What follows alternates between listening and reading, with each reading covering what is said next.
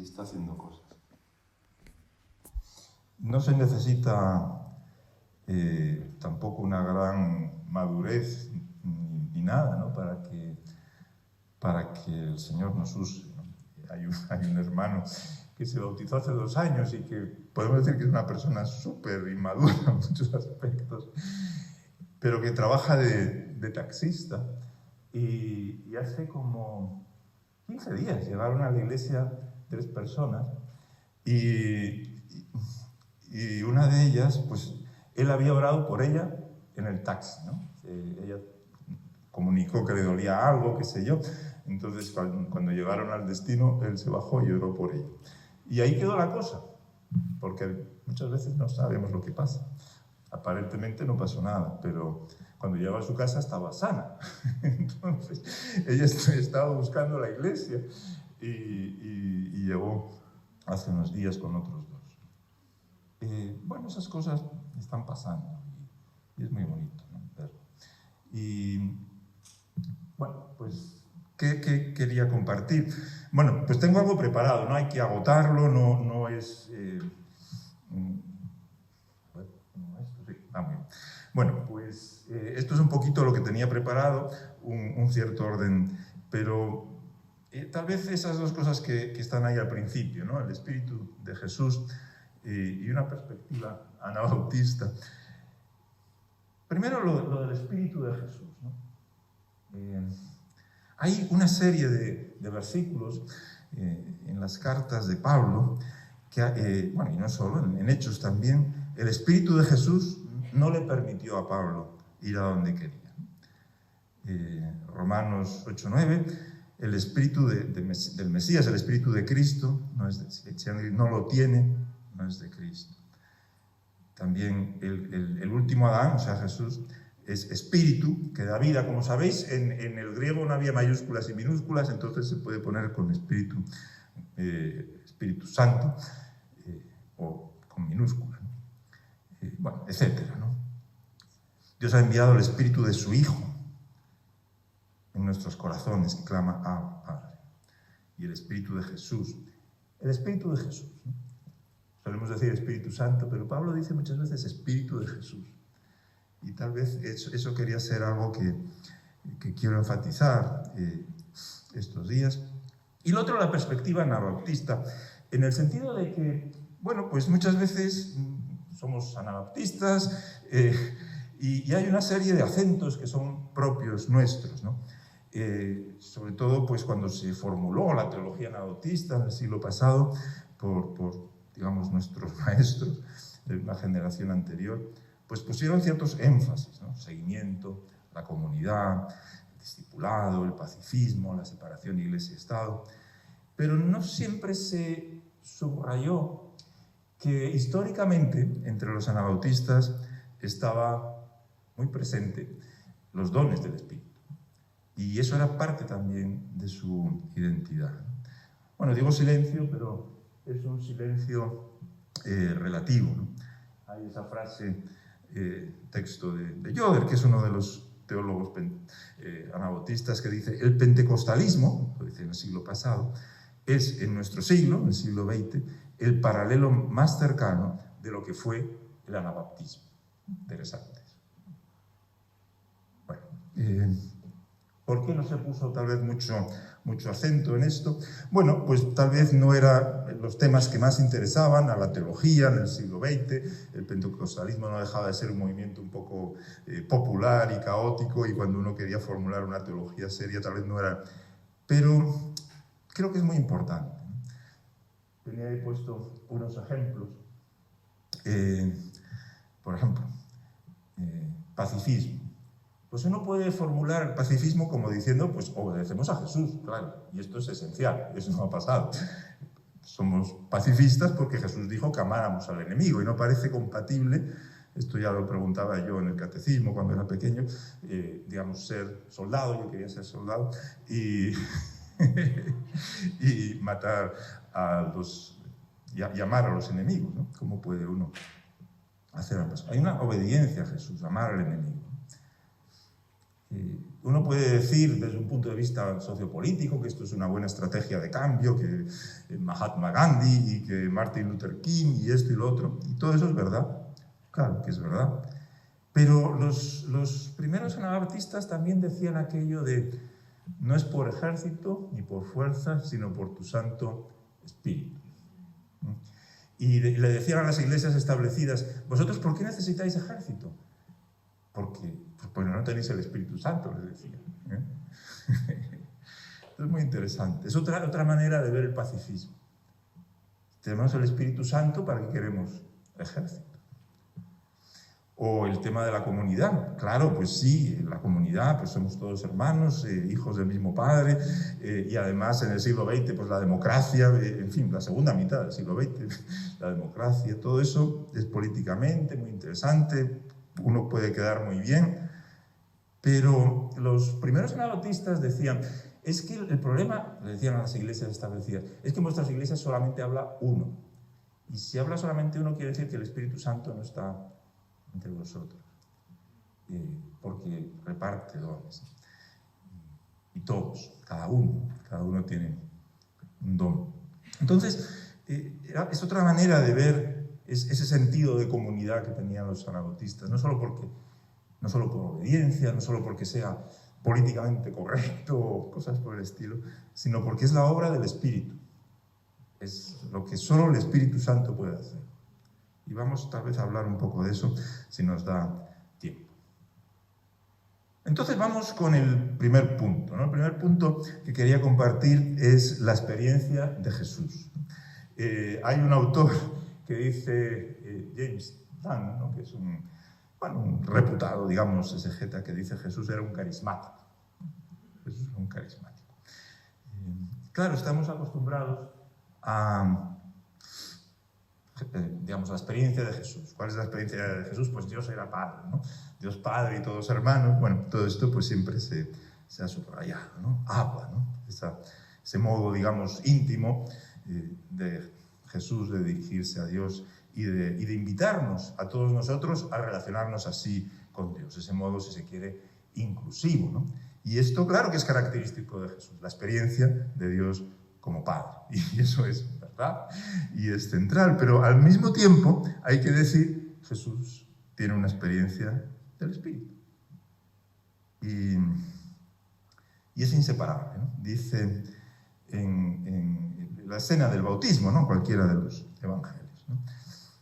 Jesús vino de Nazaret, de Galilea, y fue bautizado por Juan en el Jordán. E inmediatamente al salir del agua, vio que los cielos se abrían y que el Espíritu, como paloma, descendía sobre él. Y vino una voz de los cielos que decía, tú eres mi Hijo. Aquí está la paternidad. En ti me he complacido. Y enseguida el Espíritu le impulsó al desierto. Es decir, la experiencia de Dios como Padre es lo que hace el Espíritu Santo. Jesús. La experiencia de Jesús en el Jordán, en el bautismo, es la experiencia de ser lleno, podemos decir, del Espíritu Santo, ¿no? En el catolicismo siempre hay esas historias, bueno, no solo, ¿no? De que el niño Jesús pues hacía milagros y tal, y hacía pajaritos de barro, y soplaba y salían unas palomas. Pero es interesante, en los evangelios no hay milagros de Jesús antes del bautismo, antes de esta experiencia. Y es la experiencia también nuestra, ¿no? Abba, Padre, ¿no? Es lo que dice el Espíritu Santo derramado en nuestros corazones. Dice Abba, Padre. Las dos cosas van unidas. No es una idea, no sé, filosófica de Dios como... No, es lo que hace el Espíritu Santo es capacitarnos para decir Abba, Padre, para llamar a Dios Padre. Inmediatamente le lleva al desierto, ¿no? O sea, inmediatamente empieza su vida pública, su misión. Y Jesús inaugura su misión con ese texto de Isaías, ¿no? El Espíritu del Señor está sobre mí porque me ha ungido para anunciar el Evangelio a los pobres, para proclamar la libertad a los cautivos, la recuperación de la vista a los ciegos, para poner en libertad a los oprimidos, para proclamar el año favorable del Señor. O sea, algo ha sucedido y ahí empieza la misión, y la misión Jesús la entiende como una misión del Espíritu, ungido por el Espíritu. Quería subrayar esto porque hemos hablado del Espíritu de Jesús.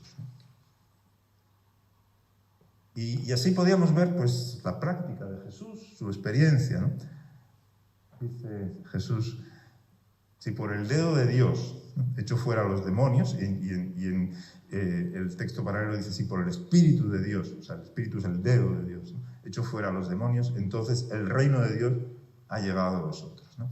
Tenemos este Jesús que es consciente de que en su práctica, en su misión, en sus exorcismos y sanidades, está actuando el Espíritu de Dios, el dedo de Dios, ¿no? Y de ahí viene pues, ese sentido de autoridad, ¿no?, que tenía autoridad, no como los escribas y fariseos, o el centurión le dice, yo también estoy bajo autoridad, ¿no? Esa nueva autoridad que se percibía en Jesús. Esto es muy importante. Cuando Jesús ora por enfermos o hace exorcismos, se ve esa autoridad, ¿no? Ábrete, ¿no?, le dice, levántate, extiende tu mano, etcétera, etcétera, ¿no? ¿Cómo funcionan esas sanidades y esos exorcismos de Jesús? Por una orden breve, ¿eh? Una orden breve con autoridad. Esto es algo que también, bueno, pues creo que es para nosotros, ¿no? Cuando salimos a orar por las calles o cosas por el estilo, bueno, pues no hay mucho tiempo para, oh Señor, estamos aquí reunidos, mira esta persona, esto, lo otro, de más allá, por favor, pues sánala. Eso a veces lleva mucho tiempo. Y Jesús hacía algo que se hace en 1 segundo o en 5 segundos. Extiende tu mano. Y eso creo que el Señor y lo vemos en los Hechos de los Apóstoles, ¿no? También. No tengo oro ni plata, pero en el nombre de Jesús. Una y otra vez, ¿no? Es esa autoridad que el Señor ha querido darnos, no por nuestros méritos, sino por su misericordia. Tenemos esa autoridad que Jesús también expresa como es un poder para perdonar, que sorprende, ¿no? Solo Dios puede perdonar, pero que también nos lo ha dado a nosotros. El poder de la oración, ¿no? Sí, ese Jesús que ora, ¿no? Y que afirma el poder de la oración, ¿no? Si tuvierais fe como un grano de mostaza, le diríais a esa montaña, ¿no? Muévete. Oh Dios, por favor, mueve la montaña, ¿no? Muévete. Es distinto. Es una palabra con autoridad, enseñada a nosotros. Le diréis a la montaña, muévete. Y esto es muy difícil, ¿eh? La verdad que es muy difícil, porque a veces, pues, con hermanos que vienen a lo mejor de otra iglesia, de otra enseñanza, pues siempre, no, tú ahora dale una orden a esa rodilla, que ese dolor, que se vaya, lo que sea. Oh, Padre, por favor, estamos aquí, por favor, sana. No, que le des una orden. Como que nos cuesta creer que Jesús nos ha dado su autoridad. Que nos ha enseñado a hablarle a la montaña, no a hablarle a Dios sobre la montaña. Es como un cambio de chip. Y es un cambio de chip que también, a ver, es fe. Tiene que ver con fe. Porque si yo digo, oh, por favor, el Señor, pues mueve la montaña, pues como que queda es el problema de Dios que se mueva o que no se mueva la montaña. ¿No? Porque bueno, pues Dios no ha querido mover la montaña. Ah, pues vale, es problema de Dios. Pero si Dios me ha dado autoridad para hablar de la montaña, bueno, es el paso de fe cuando yo ejerzo esa autoridad. Ahí hay más fe, me parece, solo en el modo de aproximarnos al asunto. Claro, Dios puede usar cualquier cosa y eso, Él es grande y no hay fórmulas mágicas ni nada por el estilo, por supuesto. Pero sí, cuando decimos en el nombre de Jesús, que está, bueno, es eso, es que tenemos una autoridad transferida, delegada, que no es la nuestra, sino que es la de Jesús, ¿no? Me gusta ese ejemplo de una mujer policía pequeñita, pero que por su uniforme de policía, pues levanta la mano y detiene un camión de 100 toneladas, ¿no? Por la autoridad legal, no por la propia fuerza. Y esto es lo que el Señor nos ha dado. Y en ese sentido, pues también podemos ver como la vida de Jesús desde esa perspectiva de que está ahí para que le imitemos, y le imitemos en todo, en su humildad, en todo, pero también en estas cosas, en el amor a los demás, pero también. Y todo es parte de lo mismo, porque todo es por fe. Bueno, Jesús también vemos ese aspecto de profeta, ¿no? No solo sanidades, exorcismos, sino también profecía, ¿no? Ese Jesús que conoce el interior del hombre y que se identifica a sí mismo como profeta.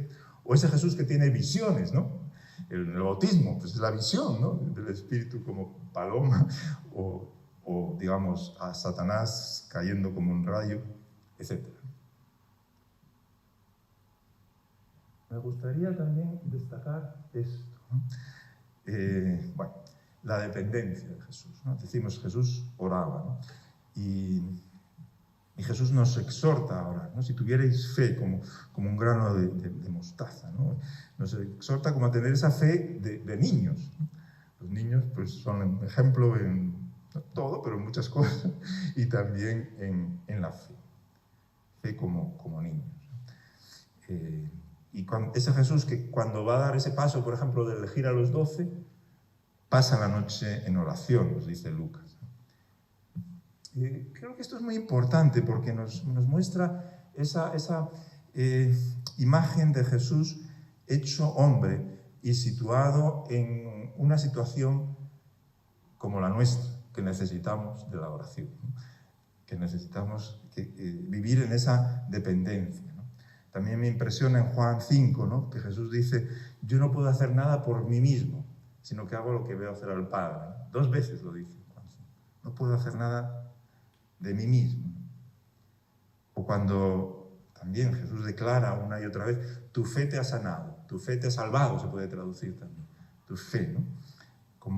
O al revés, no pudo hacer allí ningún milagro, solo sanó unos pocos enfermos, añade, ¿no? Por la poca fe, ¿no? De sus paisanos.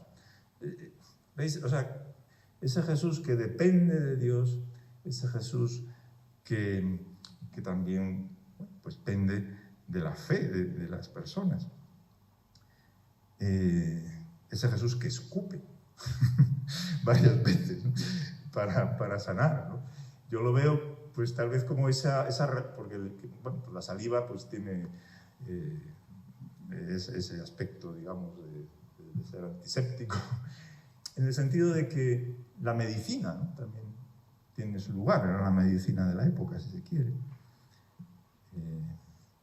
No es una técnica, digámoslo así, pero es ver a Jesús en esa dependencia de Dios, en esa dependencia de la fe también de las personas.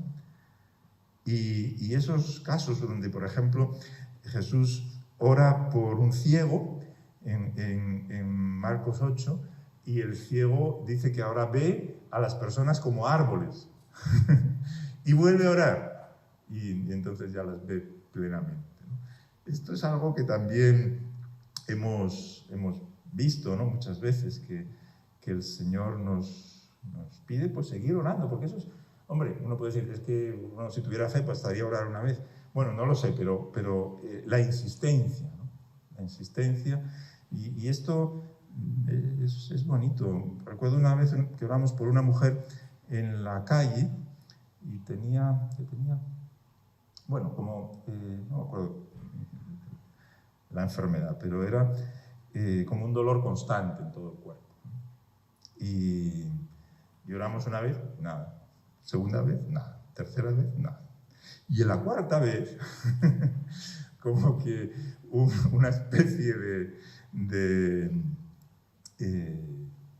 ¿cómo dijo? Bueno, pues como que fue un hormigueo que recorre, un hormigueo pero bonito, dijo, que recorre todo su cuerpo y se va el dolor, ¿no? O sea, podemos insistir, y es muy bonito. o los leprosos, ¿no?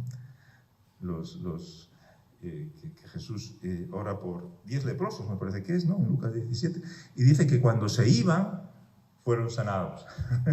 No en el momento, o no delante de Jesús. Un poco lo que os contaba antes, ¿no? De este chico que sana, que ora por una persona, pero él no sabía nada hasta que se enteró que habían venido a la iglesia. De lo que ha pasado, ¿no? Muchas veces oramos y no sabemos lo que ha pasado. Me acuerdo otra vez que estábamos por Torrelodones y una mujer regresó, como al cabo de media hora o una hora, regresa una mujer por la que habíamos orado y había notado algo, y regresa para decirnos que se le había ido todo su dolor. Claro, porque estábamos allí, porque regresó, si no, no nos hubiéramos enterado. Pero viendo a Jesús, creo que esto es muy, muy importante, ¿no? Porque es como recordarnos que fue hecho hombre, que se hizo hombre. O sea, no es la magia, donde digamos, poseemos algún tipo de truco para hacer la obra. No, dependemos de Dios. Jesús nos enseña a depender de Dios, y al mismo tiempo tampoco es, bueno, pues que como era Dios, todo lo hacía, todo lo podía hacer. Claro, como era Dios, creo que eso a veces funciona como una especie de excusa, ¿no? Él era Dios, pues claro, pero ya hemos visto, ¿no? Como esa dependencia de Jesús. En la enseñanza tradicional de la Iglesia, pues eso, es una persona y dos naturalezas. Una persona divina, es la segunda persona de la Santísima Trinidad, y tiene naturaleza humana y naturaleza divina. O sea, gana 2-1 lo divino, porque hay una persona y una naturaleza divina frente a una naturaleza humana. Bueno, esto es lo que dijeron los concilios, y está muy bien lo que quisieron decir, pero tal vez no nos ayuda a ver que se hizo carne, que se hizo carne. Que el Verbo se hizo carne y habitó entre nosotros. El Verbo humanado, ¿no? Y eso subraya su humanidad. Carne es debilidad, es humanidad débil. El Hijo del Hombre. Este es el hombre, dice Juan. Dice Pilatos en el Evangelio de Juan. He aquí el hombre. Este es el hombre. Y esto es tan importante para nosotros, ¿no? Porque nos enseña el camino, ¿no? ¿Para qué está el Espíritu Santo? Para que reproduzcamos la imagen de su Hijo. Recuerdo una vez que de la iglesia de Madrid nos invitaron a salir con ellos y eso, y un chico que era como que se estaba acercando al Señor, su emoción era decir, es que es como en los tiempos de los apóstoles. Y es verdad, ¿no? Que es para nosotros hoy, que no... Y es bonito.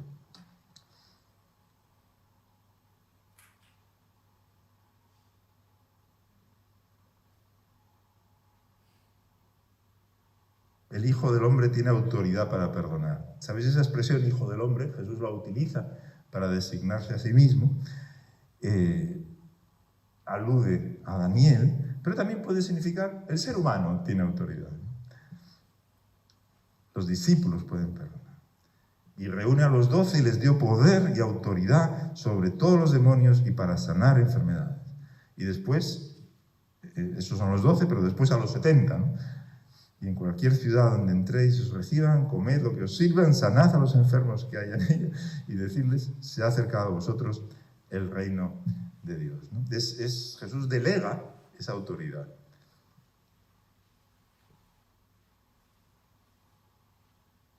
Bueno, a lo mejor tenemos tiempo de volver sobre esto, pero dice, en verdad, yo os digo, el que cree en mí, las obras que yo hago, él las hará también. Y aún mayores que éstas hará, porque yo voy al Padre. Y a partir de ahí Jesús empieza a hablar del Espíritu Santo, si leéis ese capítulo. Yo rogaré al Padre y os dará otro Consolador para que esté con vosotros para siempre. Es decir, el Espíritu, la verdad, a quien el mundo no puede recibir porque ni le ve ni le conoce. Pero vosotros sí le conocéis, y si... No todas las traducciones se ve esto claro, pero literalmente dice porque mora, porque habita con vosotros, les está diciendo a los 12, y estará, y eso lo dice en futuro, en vosotros. Bueno, es el anuncio de Pentecostés, ¿no? Bueno, esto era un poquito lo primero que quería compartir, ¿no? Jesús como carismático, Jesús en su humanidad. Jesús hace, creo que, bueno, para mí esto es importante, ¿no? Jesús hace lo que hace, no porque fuera el Hijo de Dios, la segunda persona de la Santísima Trinidad. Creo que hace sus milagros en el Espíritu Santo, hace sus milagros como hombre. Por mí nada puedo hacer, hace sus milagros y toda su misión, ¿no? En dependencia del Padre como ser humano, como verbo encarnado. Bueno, esto sería lo primero. En cualquier momento podéis interrumpir y hacer preguntas o lo que queráis. Bueno, lo primero. Jesús, eso, como carismático. Si queremos hablar de los dones del Espíritu Santo, pues podemos decir que en Jesús se manifiestan los dones, tal vez con la excepción de las lenguas, aunque algunos dicen, pero se muestran los dones. Y Jesús viene a bautizar con espíritu y fuego, ¿no? Eso que dice el bautista, ¿no? Yo os bautizo con agua, Él os bautizará con Espíritu Santo y fuego. Vamos a hablar un poquito de esto y con eso pues llenaríamos este espacio, ¿no? El Evangelio habla de que este Jesús murió por nosotros, resucitó, y tercer punto del Evangelio es Señor. Es Señor. Incluso, por ejemplo, en el libro de los Hechos, donde la muerte así por nosotros no está todavía tan clara, Pedro simplemente les dice, vosotros lo matasteis, todavía no dice, murió por... pero sí dice, ya es Señor, o Mesías, o juez, o rey, ¿no? Se habla de su exaltación. Murió, resucitó, y ahora es Señor. El Evangelio habla del reino de Dios, que ahora lo ejerce Jesús. Y eso está íntimamente relacionado con el Espíritu Santo. No solo la vida, digamos, de Jesús sobre la tierra, sino también su obra. Su obra está relacionada con el Espíritu Santo. Vamos a ver aquí, este texto dice, claro, ¿para qué murió Jesús? Si preguntamos, ¿para qué murió Jesús? Pues la respuesta de nosotros cristianos muchas veces es, bueno, pues por nuestros pecados, murió para perdonarnos los pecados. Y es verdad, claro que es verdad. Pero también dice, el Mesías nos redimió, Cristo nos redimió de la maldición de la ley, habiéndose hecho maldición por nosotros, porque escrito está, maldito el que cuelga de un madero, a fin de que en el Mesías Jesús la bendición de Abraham viniera a los gentiles, para que recibiéramos la promesa del Espíritu Santo mediante la fe. ¿Para qué colgó del madero? Para perdonar los pecados, sí, pero también para que recibiéramos la promesa del Espíritu Santo. Esto es muy importante. ¿Por qué? Porque no está hablando simplemente de, qué sé yo, un cristiano meramente perdonado, podemos decir, es un cristiano, bueno, pues si se quiere eso, aliviado, perdonado, alegre, porque está perdonado, pero es que hay algo más, ¿no? Murió no solo para eso. Eso es la primera parte, si se quiere, de la obra de Dios. La segunda parte es para que fuéramos llenos del Espíritu Santo, para que recibiéramos la promesa del Padre. Para que seamos entonces no solo cristianos aliviados por el perdón, sino cristianos, si se quiere, activados por el Espíritu Santo.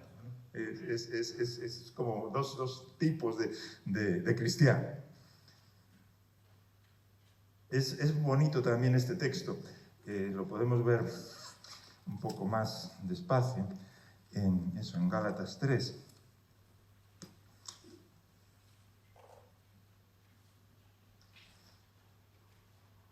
Porque ahí Pablo está jugando con dos textos, ¿no? Uno es el que dice, la promesa, ¿no? El justo vivirá por la fe. Y otro es el que dice, maldito todo el que no permanece en todas las cosas escritas en el libro de la ley para hacerlas. Versículo 10 y versículo 11 del capítulo 3. O sea, un versículo dice, por la ley, y maldito el que no hace todas las cosas que están escritas en el libro de la ley. Está discutiendo con los Gálatas sobre ese tema de la ley. Pero segundo punto, o segundo texto, dice, el justo vivirá por la fe. Entonces hay como una contradicción. O eres por la fe, o es vivirá por las obras de la ley, o vivirá por la fe. Hay una contradicción. ¿Y qué hace Pablo? Pablo, como buen rabino, busca un tercer texto. Y dice, ese tercer texto, para sacarnos de la duda, de la aparente contradicción, dice, sí, maldito el que cuelga de un madero. Es decir, esa maldición de la ley la ha llevado Jesús. Y por eso el justo vivirá por la fe. Y entonces cuando dice, a fin de que en Cristo Jesús la bendición de Abraham, el justo vivirá por la fe, viniera a los gentiles para que recibiéramos la promesa del Espíritu por la fe. Y es muy importante porque nos está diciendo también, como ese cambio de chip, lo que incluye es, tú no puedes. O sea, la ley es, tú puedes, haces estas cosas porque puedes hacerlas y si las hicieras, pues te irá bien. Es ese tipo de lógica donde yo consigo las cosas porque puedo hacerlas por mis fuerzas, por mi esfuerzo. Y como que esa lógica se anula en la cruz. Porque el que lo hizo todo bien, cuelga de un madero. No funciona, maldito el que cuelga de un madero. Esa lógica no funciona. En Colosenses 2, 14, ¿no? Es también ese texto donde habla de el acta de los delitos que había contra nosotros y que nos era contraria, la clavó en la cruz. Es decir, hay como esa especie de decir, aquí están tus delitos, y es contrario porque aquí está todo lo que vas a pagar por tus delitos. Esa lógica, has hecho esto, te mereces eso, queda clavada en la cruz.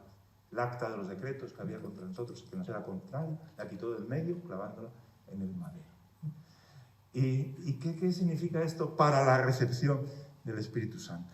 Que no es por nuestras fuerzas, que precisamente lo que se quita del medio es la idea de que es por nuestras fuerzas. Entonces el sumo sacerdote entra en el lugar santísimo, nos abre el camino al Padre y a las promesas del Padre.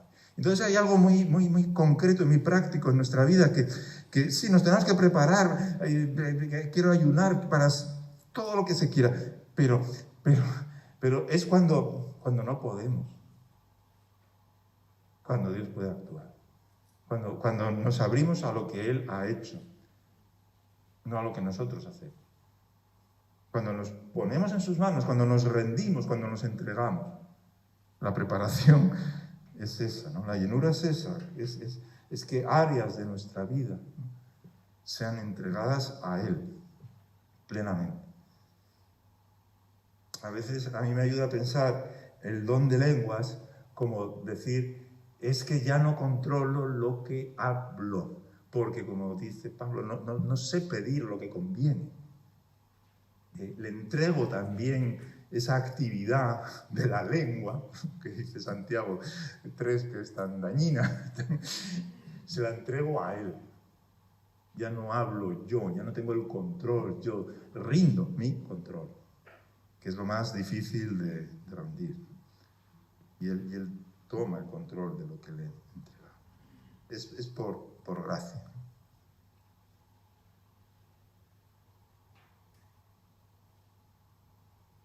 Bueno, entonces es la gran diferencia, ¿no? Entre cristianos solamente perdonados y cristianos empoderados por ese Espíritu.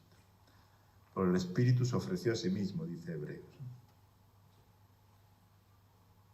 Y lo que mencionabais ayer, ¿no? Si el Espíritu de aquel que resucitó a Jesús de entre los muertos habita en vosotros, el mismo que resucitó a Cristo Jesús de entre los muertos también dará vida a vuestros cuerpos mortales por medio de su Espíritu que habita en vosotros. Dice Jesús, ¿no? El que cree en mí, de su interior brotarán ríos de agua viva. Entonces hay una manera de imaginarnos la llenura del Espíritu Santo que es correcta, ¿no? Que es el fuego que viene de lo alto. Vale, sí, y es verdad. Pero también hay otra manera, porque son representaciones, ¿no? Que es decir, el río que está dentro sale. El río se manifiesta. Rindo áreas de mi vida, lo que ya está en mí desde el principio, ¿no? Porque está en mí desde que creí o desde que tuve convicción de pecado, porque eso es lo que hace el Espíritu Santo, da convicción de pecado desde antes de ser cristiano, que me dio la convicción de pecado y entró en mí cuando creí. Ahora es un río, ¿no? Que se hace como el torrente, ¿no? En Ezequiel, que va hasta las rodillas y hasta la cintura y va llenando todo, ¿no? De su interior brotarán ríos de agua viva. Me gusta esa imagen, es una inundación desde lo que Dios ya ha plantado en nosotros. El Espíritu que habita en vosotros.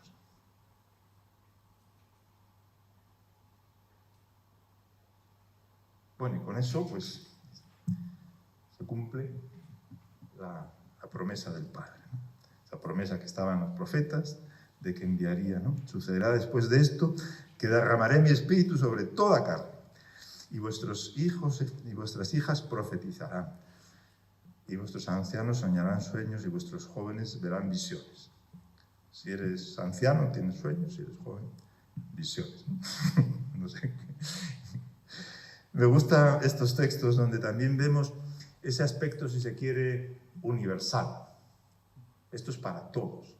No es algo para algunos, sino vuestros hijos y vuestras hijas, y vuestros ancianos y los siervos, y todos, ¿no?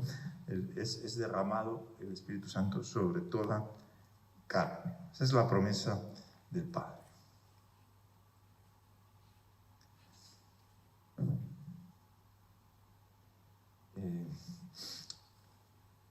Me gusta ese texto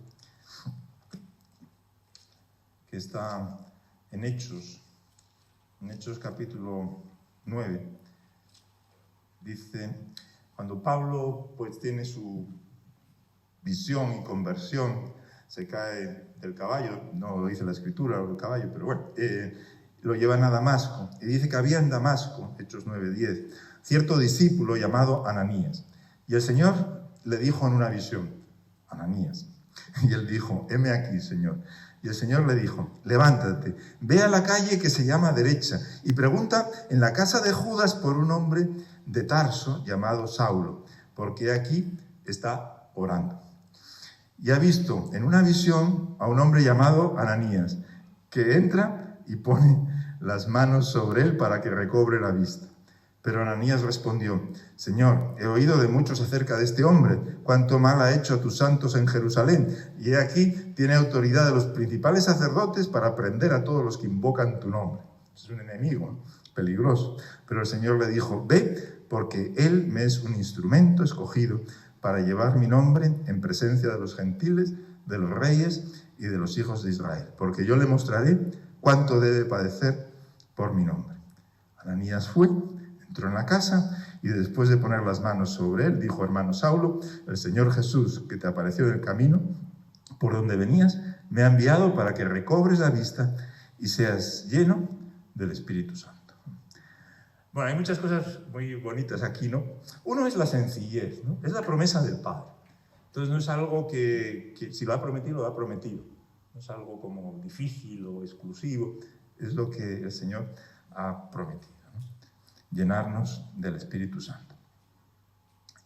Pero llama la atención si hacemos una especie de lista de qué cosas sobrenaturales le pasaron a Ananías en ese día. Bueno, pues escuchó la voz de Dios, que le llamaba por su nombre, recibió una dirección y una descripción de una persona en la calle Derecha, que todavía existe en Damasco, en cierta casa, o sea, como que fuera hoy diríamos el número de la calle, y la persona obedece y va, a pesar de que tienen miedo, y ¿qué hace? Pues le impone las manos, lo bautiza, lo sana, es lleno del Espíritu Santo, le profetiza, porque supongo que estas cosas que Dios le dijo pues eran para Pablo, ¿no?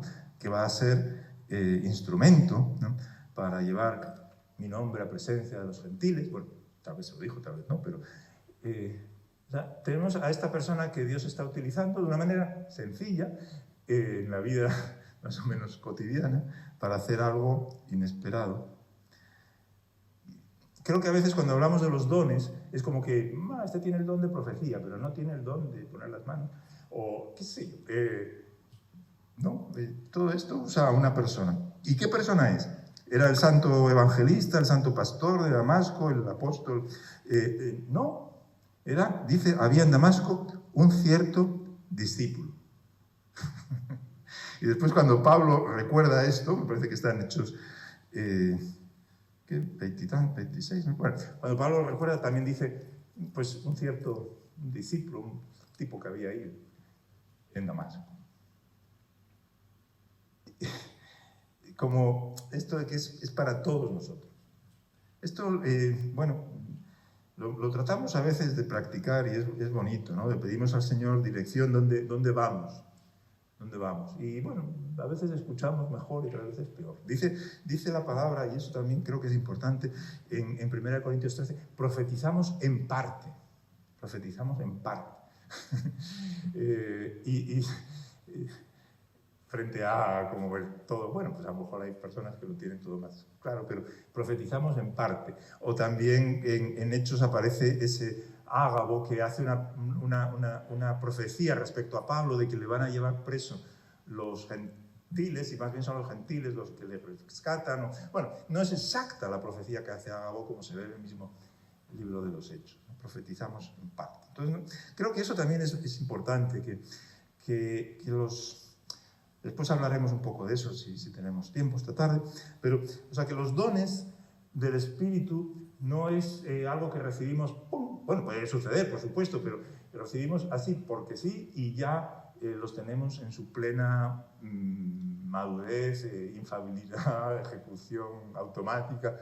No, es algo que muchas veces es progresivo y que el Señor quiere que nos entrenemos, ¿no? Y practiquemos. Como todo discípulo es un aprendiz, eso significa discípulo. Somos discípulos, aprendices. Pues iba a contar, sí, a veces eso, y a veces es muy bonito, ¿no? Una vez, pues habíamos visto como algo, y compartimos un poco, pues que yo he visto una persona así, vestida de rojo, es una mujer, tiene esto, no sé qué, y muchas veces encontramos a esa persona. Es bonito decirle, mira, venimos buscando una persona y hemos escrito aquí esta descripción que es como tú, ¿no? ¿Y por qué podemos orar? ¿No? Y bueno, es bonito. Y una vez era como un sitio donde había unos ladrillos y no encajaba hasta que encajó ese sitio. Mira, esto aquí precisamente, bajamos ahí, está lleno de jóvenes, más o menos tipo comenzando botellón, y empezamos a orar y por un montón. Uno es sanado, entonces lo empieza a decir, porque eso es muy bonito con los jóvenes, que empiezan a decirlo, ¿no? Pues mira, se me fue esto, tal, no sé qué, y se forman filas para que oremos por ellos, ¿no? Entonces, sí, el Señor quiere darnos esas pequeñas señales, ¿no? Podemos entrenarnos en eso, ¿no? La calle derecha. Eso está ahí para los discípulos, porque es la promesa del Padre.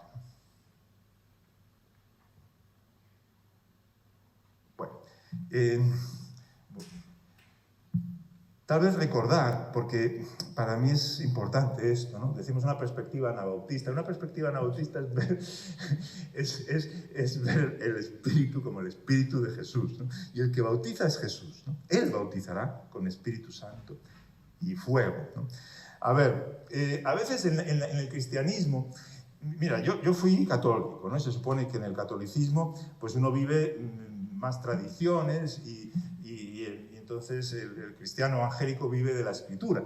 Pero no nos damos cuenta que el cristiano evangélico también vive de tradiciones. Tradiciones que hoy están en YouTube, la mayor parte de ellas. Y son tradiciones, no necesariamente es algo bíblico. Y tradiciones a veces tienen que ver, pues, por ejemplo, con que pues, el Espíritu Santo se recibe solo de esta manera. Y hay estos pasos, ¿no? Y si no hay esos pasos ya no puede ser así. Primero viene esto y después viene lo otro. En la Escritura no vemos eso tan claro. Vemos de distintas maneras. Pedro dice, arrepiéntete, bautiza y recibirás el Espíritu Santo, pero después va ahí con los gentiles y primero son llenos del Espíritu Santo y después se bautizan. No hay esos pasos mecánicos que a veces se presentan, ¿no? Sino que el Espíritu Santo es libre. Y a veces, por ejemplo, en tradiciones pentecostales, pues ya Espíritu Santo y fuego, claro, porque ya fui lleno del Espíritu Santo cuando tenía 10 años y hablé en lenguas y entonces me falta el fuego. Y bueno, y se van haciendo esquemas manejables, pero Dios es más grande y la Escritura no tiene estos esquemas, a no ser que queramos proyectarlos en ellos. Dios es más grande que esos esquemas que a veces hacemos. Claro, recuerdo una hermana que, claro, para ella recibir el Espíritu Santo es hablar en lenguas. Y es como lo mismo. Y esto, pues a veces también por el lado inverso, ¿no? Una iglesia que bueno, esto no lo dijeron a mí, se lo contaron a un amigo, pero lo que le dijeron en esa iglesia fue, nosotros hemos cerrado esta iglesia al Espíritu Santo. Lo que quería decir, hemos cerrado al hablar en lenguas, pero ya se ha identificado tanto que prohibir hablar en lenguas, incorrecto, por supuesto, pero era como prohibir el Espíritu Santo. Hemos cerrado la iglesia al Espíritu Santo. Muy bien. Entonces no hay esos esquemas, ¿no? Y también eso con el fuego. Lo que yo creo que sí nos muestra la Escritura es que cada vez hay más. Ayer oraban por mí diciendo eso, ¿no? Cada vez hay más. Y es algo que creo que todos queremos, y ha sido mi oración. Hay más para todos. Cada vez hay más. En Hechos 2 son llenos del Espíritu Santo, pero esos mismos cristianos, en Hechos 4, son llenos otra vez del Espíritu Santo. ¿Qué ha pasado por el medio? Pues que alguien se sanó, pero que vino una persecución, y que hay miedo. Lo contrario de la fe, ¿no? Y son llenos otra vez del Espíritu Santo. Y ese versículo que habéis escogido, ¿no? No os embriaguéis con vino, sino sed llenos del Espíritu Santo, es un presente, y eso es muy bonito, ¿no? Presente quiere decir en griego que es algo continuo, o sea que podríamos traducirlo, estad siendo llenados del Espíritu Santo. No es algo que sucedió una vez en un punto de mi vida, aquel día con aquella experiencia, que sucede, claro, sino que es un estar siendo llenados. Y creo que eso pues es nuestra aspiración, ¿no? Que hay más. Bueno.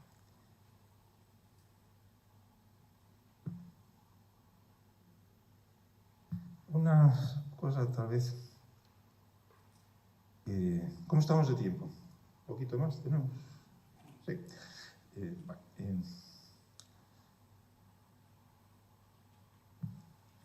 Dice al comienzo del libro de los Hechos, y da un poco la pauta, y es una clave importante.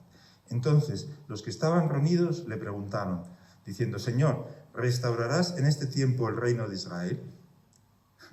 Algunos dicen que ignorantes, ¿no? Que brutos, que todavía estaban pensando en el reino de Israel.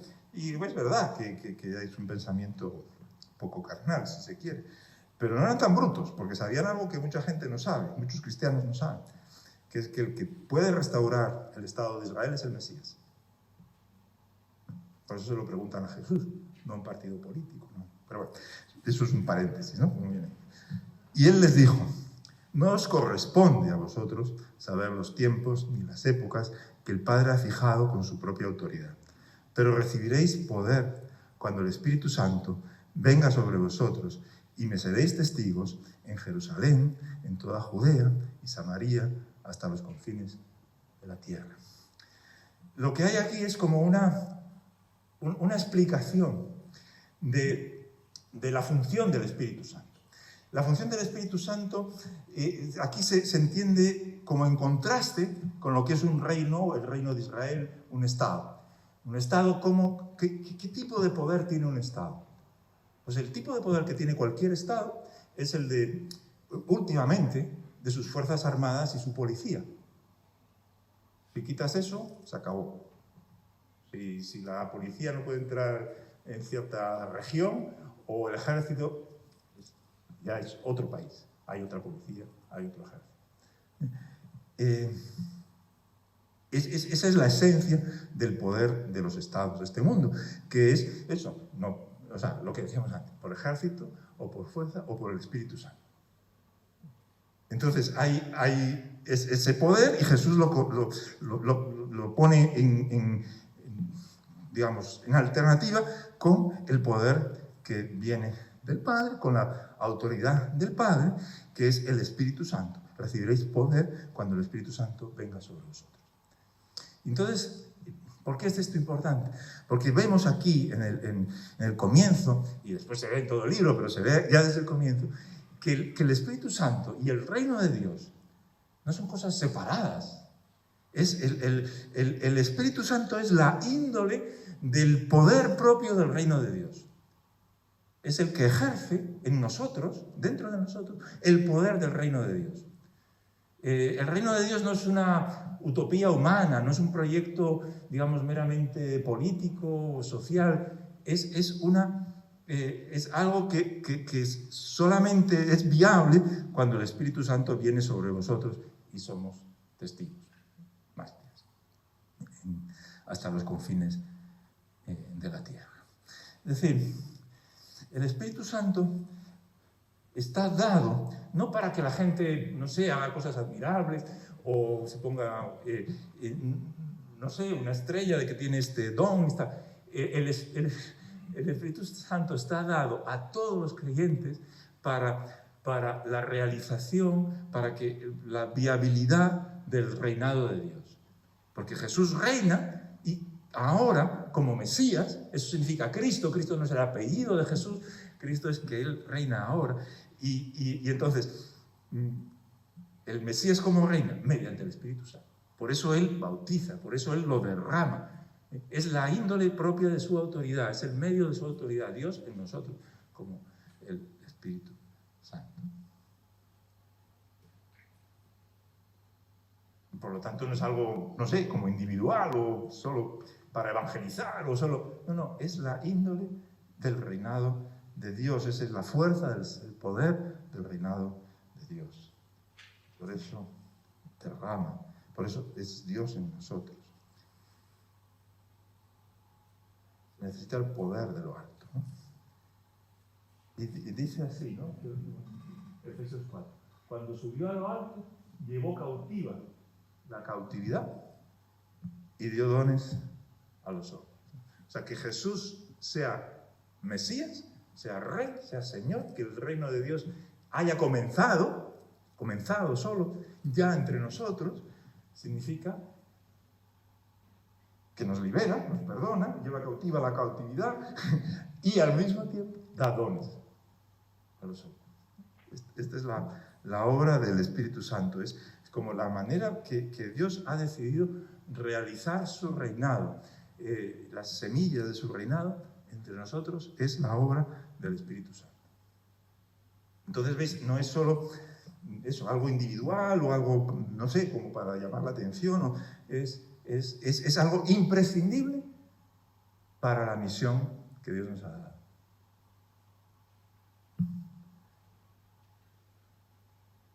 Y por eso el Mesías Jesús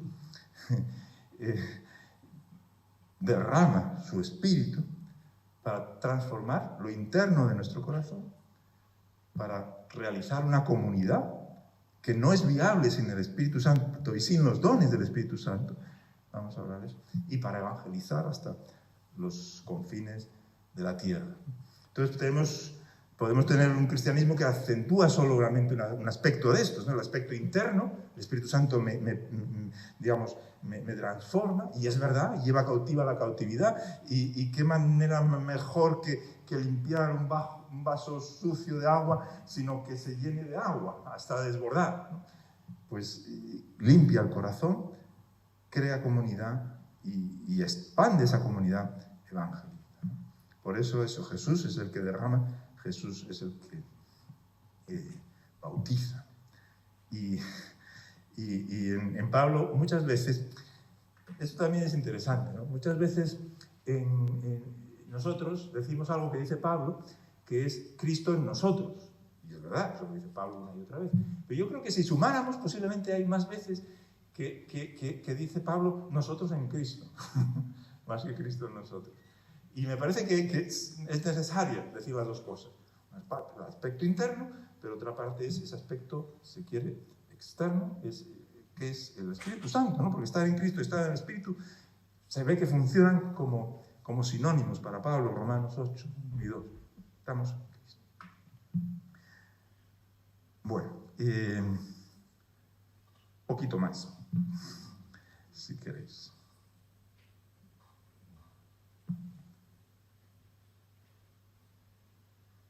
Las arras, ¿sí? Son las arras, son la garantía, son la promesa. O sea, es muy importante saber eso, que estamos como entre dos eones, que dice, o entre dos siglos. Está ya presente y todavía falta, ¿no? Y en ese sentido también eso es una garantía, pero no es algo todavía en plenitud, ¿no? O el Espíritu y la carne, ¿no? Pablo tiene ese capítulo maravilloso sobre el Espíritu Santo, pero antes tiene el capítulo 7, donde habla de la lucha de la carne. Y me gusta, es decir, seamos conscientes de eso, ¿no? Que estamos todavía en la carne y que estaremos en la carne, y que eso es fuente de frustración, porque no vemos todo lo que quisiéramos en nosotros, en los demás, en la iglesia, en la evangelización, pero al mismo tiempo es la señal, esa frustración, de que estamos en guerra, de que está el Espíritu Santo, porque si no estuviera, no habría frustración. Ha comenzado esa guerra con la carne. Y en ese sentido, en Romanos 8 hay ese énfasis de que es ya algo que Dios ha hecho, está definitivamente hecho, pero nosotros nos lo apropiamos por la mente, ¿no? La mente puesta en la carne y la mente puesta en el Espíritu. Mente puesta en la carne es muerte. La mente puesta en el Espíritu es vida y paz. Bueno, lo podemos dejar aquí, ¿no? ¿Veis ahí? No os embriaguéis con vino, en lo que hay disolución, sino estad siendo llenados continuamente del Espíritu. Pues esto un poquito hasta aquí. Yo creo que con eso teníamos un tiempo para compartir, preguntar, criticar, orar, lo que queráis.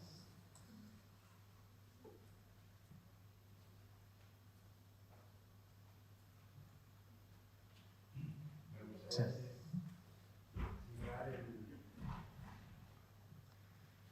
El tema de la evangelización y la sanación, ¿no? Porque vuestra experiencia parece que ha ido muy vinculado al extender el evangelio acompañado con señales, ¿no? Sí. Y quizás otros no lo enfocan así, ¿no? Más lo hacen en la iglesia, orar por los enfermos, por la gente ya cristiana. Sí. Pero orar por los no convertidos, sí, y exponerse a que pues Dios no te conteste, digamos, ¿no? Sí, sí. Es un acto de valentía y bueno, eso tendría que dar lugar a que mucha gente se convierta, ¿no? Sí. Bueno, te cuento, sí, o sea, es muy bonito. Claro, hay muchas maneras de evangelizar y todas tienen eso, pero yo creo que esta manera, ¿no? Pues es bastante bíblica, porque es un poco lo que Jesús decía, ¿no? O sea, Dios les ordenó pues sanar a los enfermos y predicar el evangelio. Siempre lo vemos una y otra vez, predicar el evangelio y sanar a los enfermos, predicar el evangelio, en las órdenes de Jesús. Entonces, me parece que es bonito, que es bíblico, mi experiencia sería que es más fácil no sé por qué, bien, podría ser distintas hipótesis, pero muchas veces es más fácil en la calle que en la iglesia, contra lo que uno pudiera pensar, ¿no?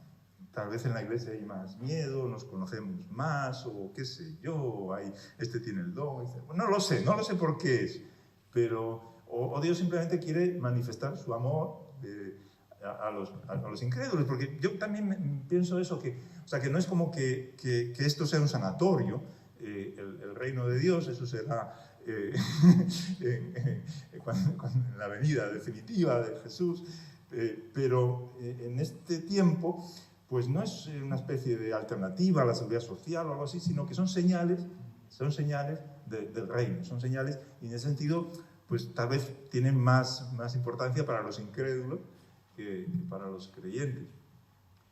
En cuanto al rechazo, curiosamente hay muy poco rechazo. O sea que no es eso de que, bueno, no sé qué, que te van a reñir. Eso. Alguna vez, a mí en todos estos años, creo que solo una vez. Bueno, una vez, dos tal vez. Una vez a alguien le dijimos, disculpe, ¿le duele algo? ¿Tiene alguna molestia? Y dijo, sí, vosotros.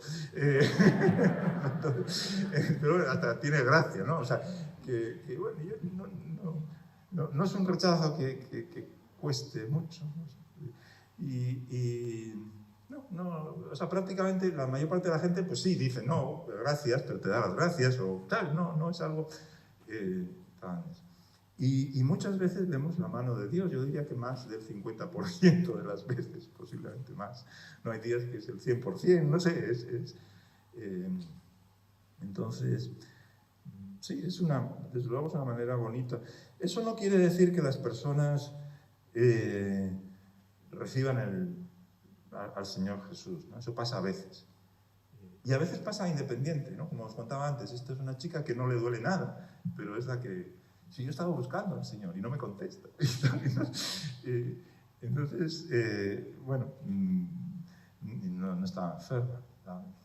A veces la persona enferma sí recibe al Señor, pero no siempre se da esa situación, ¿no? O sea, yo veo más como que muchas veces es como sembrar, ¿no? Y la gente se va a acordar, porque aunque no se sane, yo me recuerdo un hombre que no se sanó, por lo menos en ese momento, pero se echó a llorar de que alguien había orado por él. Nadie había orado por él en su vida. Entonces, vamos, por lo menos así en la calle, ¿no? O lo que sea. Entonces, no sé, ¿qué es el éxito? O sea, ¿qué es el éxito de una oración?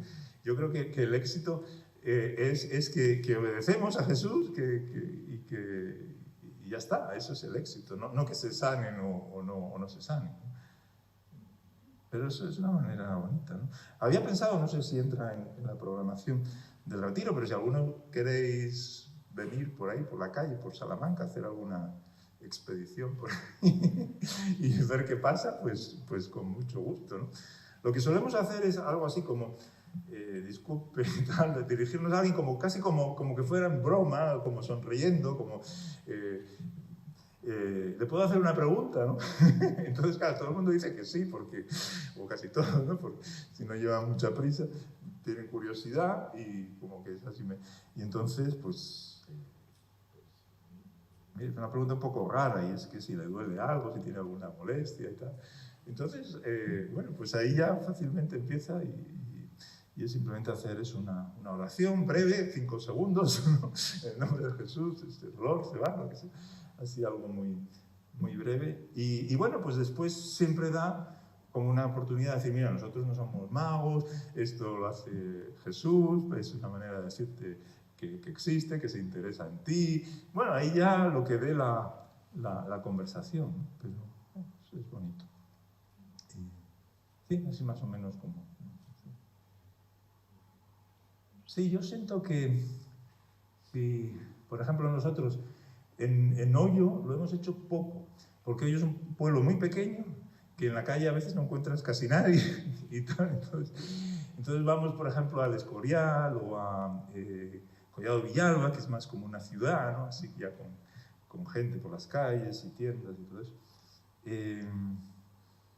Pero, y tal vez no tenemos capacidad de dar seguimiento a todas las personas por las que hemos orado, pero sí, algunas nos dejan en el teléfono, las llamamos, las visitamos después, nos piden que oremos por otra persona, bueno, se van dando así relaciones.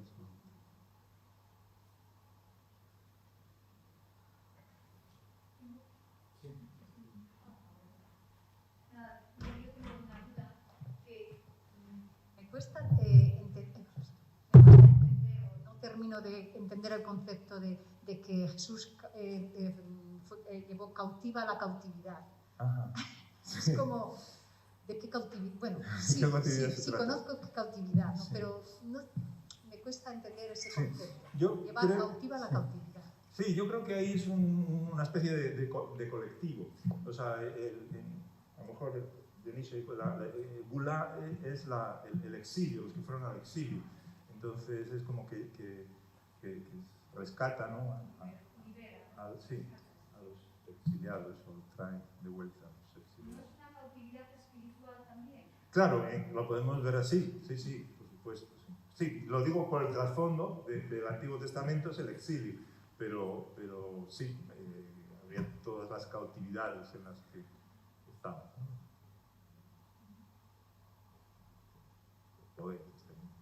Sí. Antes has mencionado que nos cuesta creer que Dios nos ha dado autoridad sobre las cosas. Entonces mi pregunta es, ¿cómo sé que tengo autoridad? En general, ¿es algo genérico, es algo específico en algún momento, en alguna situación, o es cuestión de práctica, como has dicho más posteriormente? No sé, la idea es cómo sabemos que tenemos autoridad. Sí. Bueno, a lo mejor, mira, un punto que yo creo que podríamos tratar en la tarde es este de los dones, y entonces podríamos hablar un poco de eso, ¿no? Pero en general podemos decir, sí, es eso, o sea, es por fe, como todo en el reino, y porque Jesús lo dice, ¿no? O sea, que es porque el que cree en mí, cosas mayores hará. Cuando tengas la montaña, pues con fe le das la orden a la montaña. Bueno, por esa fe como niños, ¿no? de aceptar que tenemos esa autoridad. No es tanto por experiencia.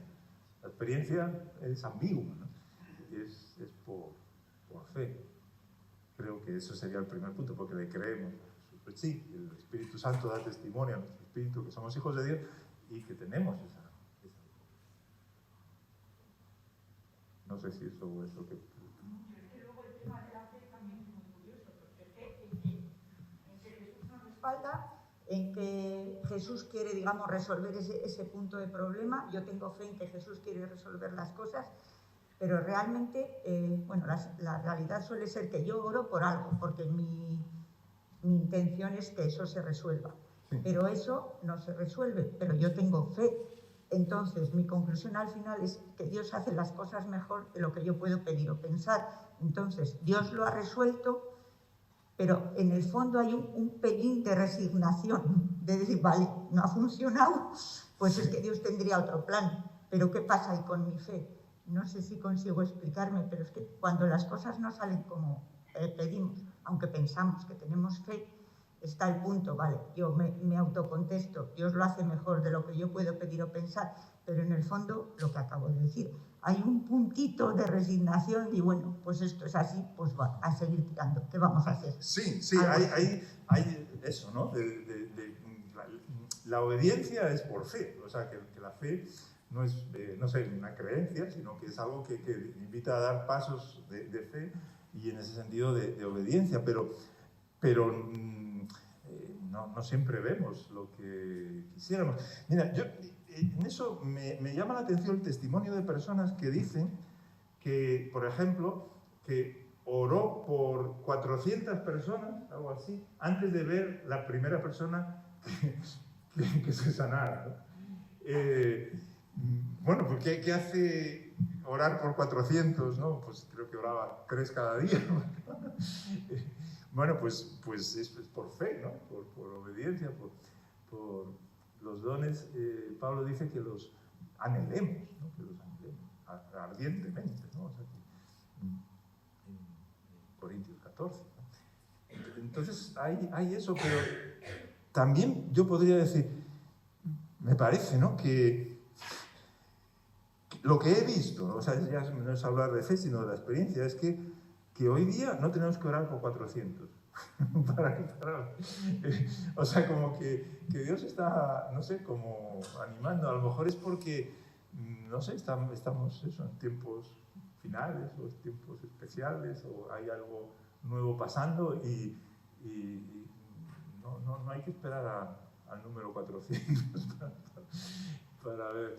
Pero sí hay ese aspecto de que o sea, que, qué sé yo, pues no todo va a ser como uno esperaría. También creo que hay como situaciones, ¿no?, donde claramente Dios nos dice ora por esa persona, y otras situaciones donde, bueno, pues no lo ha dicho claramente y de todos modos ora, sí, de todos modos se ve la mano de Dios, pero sí como que hay casos más claros, pero Dios siempre sorprende, ¿no? No sé, no lo podemos.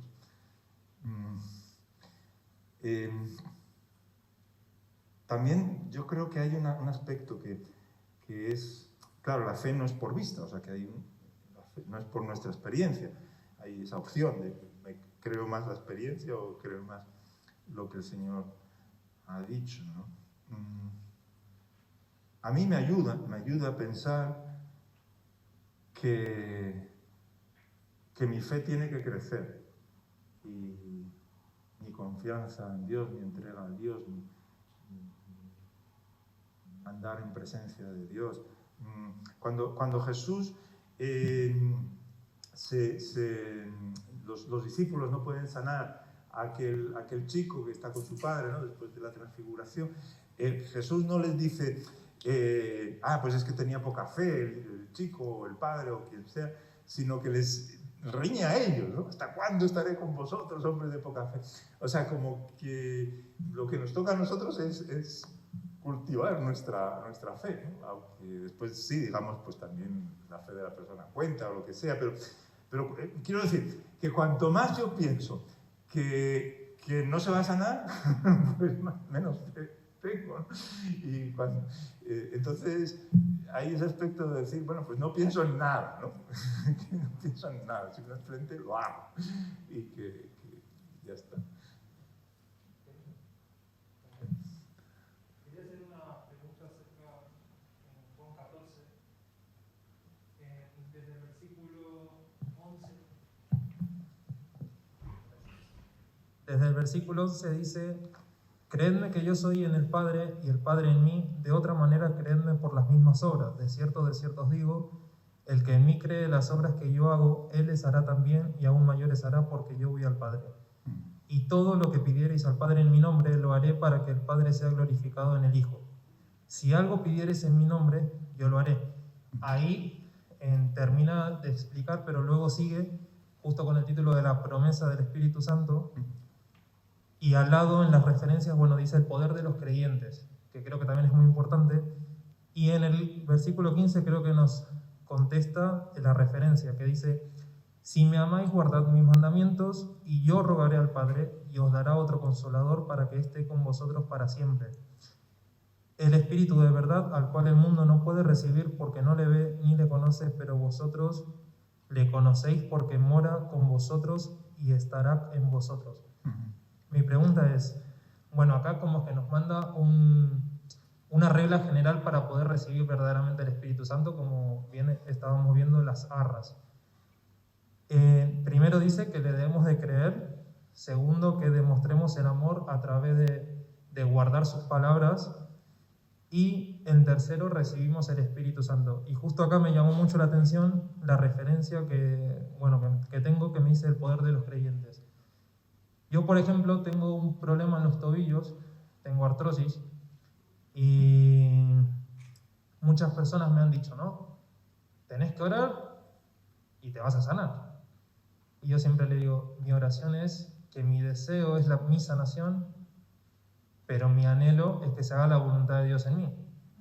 ¿Cómo una persona podría entender que a veces, por más que nuestros deseos vayan en contra de la voluntad de Dios Dios quiere hacer otras cosas y que te tilden, ¿no?, de no tener el Espíritu Santo de Dios y de muchas otras cosas. Porque también hemos escuchado personas que dicen que el cristiano no puede enfermarse, o con el tema del COVID, no te vacunes o no uses el cubrebocas, etc. ¿Cómo podríamos hablarles a esas personas que tienen esa mentalidad para poder explicarles que la voluntad de Dios va por encima de nuestros deseos y que muchas veces nosotros no podemos comprender, ¿no?, la soberanía de Dios en esas situaciones concretas? Sí. Bueno, a lo mejor es un poco lo que estábamos hablando. Por ejemplo, lo del COVID, ¿no?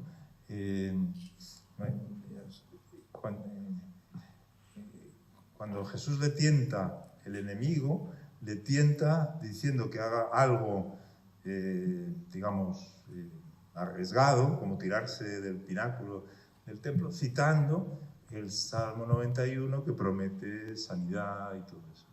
Es decir, hay una manera, no sé, como incorrecta de ignorar que estamos en un mundo, no sé, caído, un mundo que tiene sus reglas, que, bueno, pues hay un uso por el enemigo, ¿no?, de eso.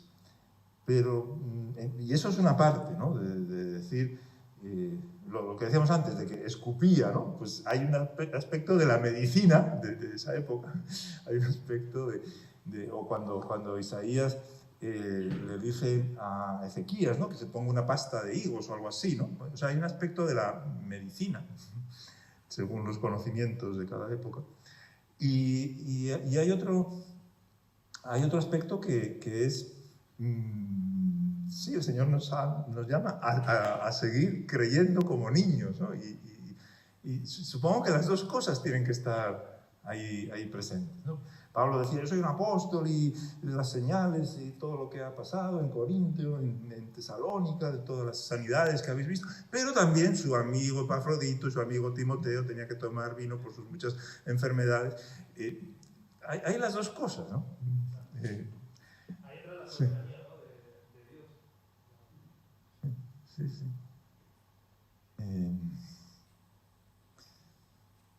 Supongo que lo que Dios quiere es que estemos siempre abiertos, ¿no?, a que Él es más de lo que podemos esperar. Pero sí, Pablo decía, el hombre interior se renueva, pero el hombre exterior va decayendo también. Hay eso, ¿no?, que nos envejeceremos, y si el Señor no viene antes, y moriremos en perfecto estado de salud, no creo, moriremos. Bueno, pues hay las dos cosas. Ahora, la llamada del Señor es decir, confía en mí, ¿no? Haz cosas nuevas, ¿no? Escúchame. Y a veces el Señor ya dice, alguna vez, ya no ores por esta persona. Sí, eso puede pasar, pero no sé, me gustaría como decir, estemos abiertos a que Dios es más, hace más, no lo podemos encerrar, no podemos decir esto no lo va a hacer, estemos abiertos a eso. Pero eso, no, es que no tienes fe, no, el que ora, o sea, Jesús regañaba no al enfermo, sino a los discípulos que no tenían fe, ¿no? Eso.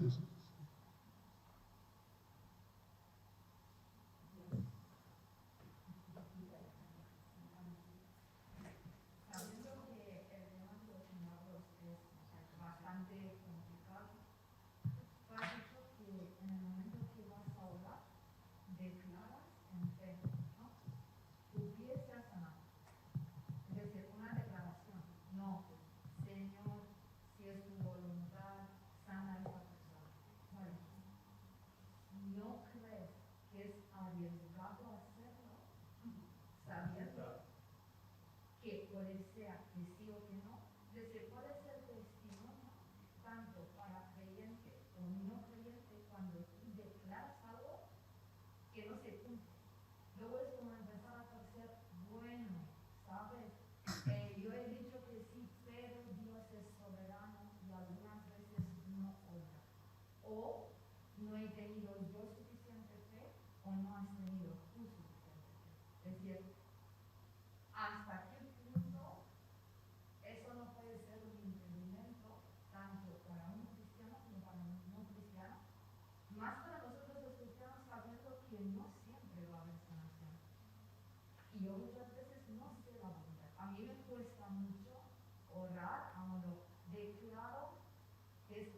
ya no me duele nada, porque no te va a doler. Me da bastante respeto arriesgarme cuando yo no sé cuál es la voluntad de Dios. ¿Cómo después de hacer esa oración, si no se cumple, cómo calibras o cómo explicas a las personas? Porque tú has dicho que les dices, no somos magos, no hacemos magia, pero en fe en el nombre de Jesús. Vale, y cuando no se cumple, ¿cómo? Sí. Sí. ¿Cómo haces? Bueno, no sé, hablo por mí mismo, no creo, no sé, o sea yo no haría promesas a no ser que claramente lo sienta, ¿no? Y a veces es como decir, esto para el Señor no es nada, o qué sé yo, pero tienes como que te tiene que guiar el Espíritu a decir una promesa así, ¿no? De que ahora va a suceder esto. Bueno, pero sí, puedes decir, o sea, puedo orar por ti, voy a orar por ti, y doy una orden en el nombre de Jesús, y ya está. Para el testimonio de las personas, o sea, lo que la gente piensa es que no se va a sanar, y que es algo estúpido lo que estás haciendo, o sea, nadie está pensando que se va a sanar y que tú fallaste porque no se sanó, sino al revés, o sea, las personas están abiertas, agradecen una oración, gracias que oraste por mí, no sentí nada, ¿puedo orar? Sí, si quieres, o no, pues, pero quiero decir que no hay no creo que haya como un mal testimonio, porque las personas agradecen tu interés y la oración por ellos, y les parece bien o simpático, y nadie se lo ha preguntado nunca en su vida si alguien podía orar por ellos, en la calle, ¿no? Entonces, bueno, pues no hay ese aspecto de que mal testimonio, de que hice una promesa. No, porque simplemente la idea de las personas que, por ejemplo, van a una iglesia o han sido creyentes o lo que sea, bueno, pues es que sí, pues, en las iglesias se ora por los enfermos y tal, pero nunca pasa nada. Entonces, no esperan, ¿no? No estás haciendo algo como que diciendo, pues aquí te prometo la salud y después no ha venido. No, porque no has prometido, sino que simplemente has dicho vas a orar. Vale, entonces, ¿cuál es la autoridad? Es decir, ¿cuál es la forma en la que tú dices ora con autoridad? No, porque antes has dicho no diciendo, ay, Señor, Espíritu. Entonces, ¿me puedes dar un ejemplo práctico de decir cuál es la autoridad? Acabas de decir sin prometer. Vale, ¿cuál es la autoridad? Sin prometer, pero sin una forma. Ya. Bueno, eso de decir, o sea, la autoridad es decir, es más, o sea, cuando decimos en el nombre de Jesús, eso del nombre de Jesús, claro, yo he encontrado creyentes que dicen, no, es que siempre hay que decir esto. Pues no es una fórmula mágica. Vemos en los Hechos de los Apóstoles que no siempre lo dicen, ni nada de eso. Pero sí expresa que el Espíritu Santo da testimonio a nuestro espíritu de que somos hijos de Dios. Es decir, expresa que tú estás ahí como delegado. En nombre de alguien es que tú estás representando a alguien. Es como saber quién somos. Yo diría que es simplemente eso, saber quién somos. Se expresa verbalmente, pues más en una especie de tal vez, en algo activo de decir dolor fuera, ¿no? Sé sanado. Se expresa como en un imperativo. Que yo creo que es lo que cuesta mucho, a veces, no, en lugar de decir, Dios, por favor, es un imperativo. ¿Por qué? Bueno, pues es en la fe de que la obra de Dios ya está hecha en Cristo Jesús, de que Dios ya ha llevado nuestros pecados y también nuestras dolencias. Es como la fe de que Dios ya lo ha hecho, que nosotros estamos como aplicando, ¿no? Algo que Dios ya hizo. Y bueno, y después es como dejarlo, o sea, tal vez eso que decía antes, de no pensar mucho. Es decir, yo lo hago porque sí, porque Jesús me invita a hacerlo y lo hago, ya está. Y cuanto menos pienso, más espacio le dejo a Dios, ¿no? O sea, menos pienso en el sentido de porque hay personas que no, es que te tienes que concentrar, tienes que pensar en esto, tienes que visualizar, tienes que... No, es el Señor ha prometido, el Señor lo quiere hacer, pues yo simplemente soy un canal, ¿no? Para que Dios haga lo que quiere.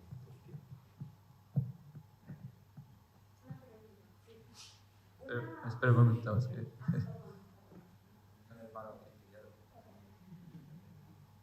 Mi pregunta es,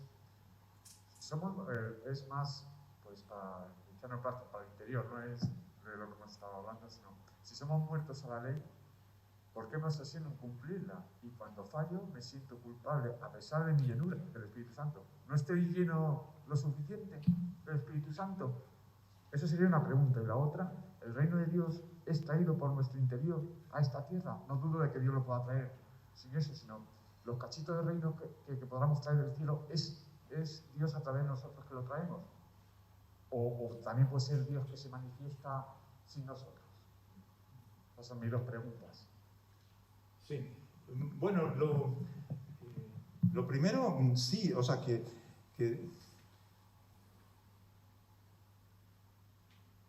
¿cómo decirlo? Si tenemos, o sea, hay esa lucha, que esa lucha dura hasta el final de nuestra vida, entre la carne y el espíritu. Esa lucha es real, pero en esa lucha que no se acaba, sí el Señor quiere que experimentemos victoria. Hay un elemento de frustración, porque es verdad que es precisamente el Espíritu el que nos da una conciencia de nuestro pecado que antes tal vez ni teníamos, ¿no? Y ya no es tanto por la ley, es más por la ley de la libertad, es tanto porque el Espíritu habla de nuestra conciencia y nos muestra cosas que antes no nos dábamos ni cuenta de cómo nuestro egoísmo impregna tantas cosas que supuestamente incluso buenas, ¿no? Entonces, hay esa lucha y es real, pero una lucha donde sí Dios quiere que experimentemos victoria. Pero no podemos hacer depender esa lucha como de nuestras fuerzas, ¿no? Sino que es al revés, es precisamente por el Espíritu, ¿no? Que podemos experimentar victoria. Bueno, eso sería un aspecto. Lo otro ¿cómo era la segunda pregunta? El reino de Dios es traído por por nosotros, sí. Bueno, como que en la Biblia hay eso de un eón y otro eón, ¿no? Un siglo, dice la Reina Valera, y otro siglo, ¿no? Entonces, el siglo viejo, la era vieja está, y la era nueva también está, y están como superpuestos, ¿no?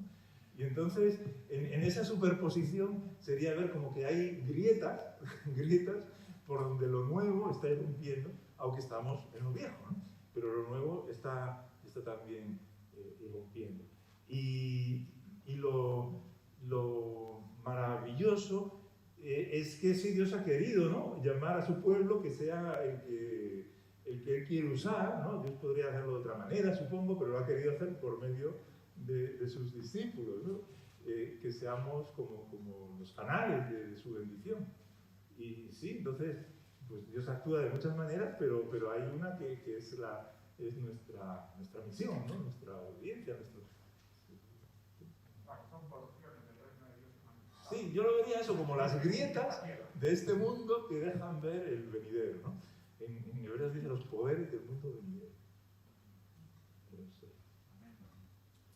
¿Están ya aquí? Bueno, vamos a permitir una pregunta más porque ya estamos acercando al tiempo de talleres, pero luego habrá más sesiones para poder seguir haciendo preguntas. Sí, mi pregunta era, ¿una persona que no ha nacido de nuevo puede tener el Espíritu Santo? Porque a veces suele pasar, ¿no?, que uno piensa que cuando uno se arrepiente, acepta a Jesús, ya sigue, pero muchas personas quedaron ahí como aceptando y recibiendo a Jesús, pero no siguen una vida de transformación en sus vidas y creen tener el Espíritu Santo, pero no son reflejadas. Entonces, ¿cómo podemos visualizarlo, verlo o hablar de este tema, ¿no?, que es muy importante, el nuevo nacimiento con el Espíritu Santo, ¿no? Sí. No sé lo que pensaré. A mí me parece que que no es superficial, baladí, el hacer una oración expresa, ¿no? Y que a veces eso sucede pues en momentos de que la persona se abre. Ahora, también es verdad que eso no significa, ¿no?, que ya haya empezado una vida de discipulado. Lo que mencionabas, el arrepentimiento, ¿no? Eso es muy, muy importante con lo que tiene de cambio de mente, ¿no?, el arrepentimiento. Lo que también tenemos nosotros de poder dar seguimiento a las personas. Es verdad que hay ese aspecto religioso, ¿no? Sí, lo que decíamos antes, o sea, que hay personas que en su iglesia, pues a los 10 años recibieron a Jesús, a los 11 se bautizaron, y en realidad a lo mejor no hubo tanta transformación, no hubo arrepentimiento, no hubo... no sé, no podemos tampoco como poner a Dios en una caja y decir esto va a funcionar siempre de esta manera o de la otra, porque creo que Dios es fiel, ¿no? O sea, que cuando le pedimos que entre, Él honra, ¿no? O sea, como que lo que decimos de las grietas, ¿no? Cuando abrimos algo a Él lo usa, lo aprovecha. Pero bueno, sí es verdad que muchas veces queda mucho. Dios puede, o sea, el Espíritu Santo sopla donde quiere. En el Antiguo Testamento tenemos ese ejemplo o esa idea, ¿no?, que tienen los hombres del Antiguo Testamento de que todos los pueblos tienen como sus profetas, ¿eh? Y que Dios habló,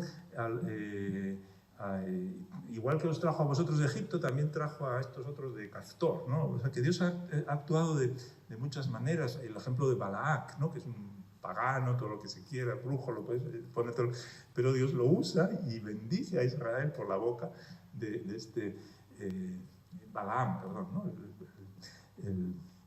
el profeta pagano, ¿no? O sea, que Dios actúa de maneras que no podemos encasillar tan fácilmente. Pero sí es verdad que, claro, que eso pueden ser cosas más puntuales, más no sé cómo, y que para el pueblo de Dios tiene algo especial.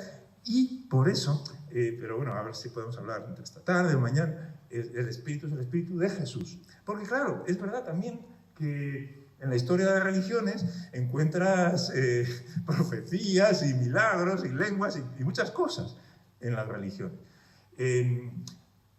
Uno puede decir, no, pues eso es el diablo. Bueno, no lo sé, pero al pueblo de Dios sí se le ha dado criterios para discernir. Y por eso hablamos del Espíritu de Jesús.